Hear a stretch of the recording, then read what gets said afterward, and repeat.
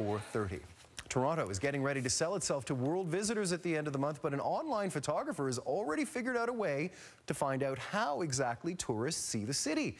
Mike Wise has details at our iDesk. Yeah, they don't even realize they're being analyzed this way. I spoke to a man named Eric Fisher this afternoon. He lives in San Francisco, and he recently completed a really interesting project trying to figure out where tourists take their pictures around the world. He's looked at cities around the world, but let me show you the map he did for Toronto. This is the downtown, it's the island offshore there. Notice the colors. According to Eric, he figures the red dots you see clustering around here are pictures by tourists. The blue dots are photos by people who live in Toronto. And you see a lot of red clusters around the CN Tower, the Rogers Centre, along the downtown core. Well, the blue dots are spread out all over the place, up and down the grids of the streets. So how does he create this map? Well, he went to photo sharing sites like Flickr or Picasa and searched through people's shared accounts for data associated with their pictures. Digital cameras record things like camera settings, time of day, and recently GPS coordinates. So he crunches all of that data and then plots it on maps around the world and comes up with these great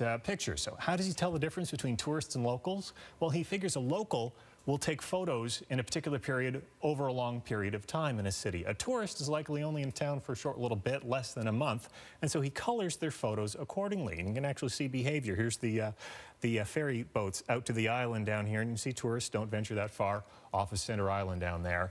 If you want to check out this map or others he's done for cities around the world, I've put some links on my blog, cbc.ca/iDesk. Aaron? Wow, fascinating. And how long before there's a business application for that data type of mining? Well, it's an example of the kind of data crunching and visualization of data, like those little random numbers you don't think amount to anything, but aggregate all of them together, the hundreds of thousands of photos, and you get patterns like this. Amazing, amazing stuff. All right, thanks, Mike.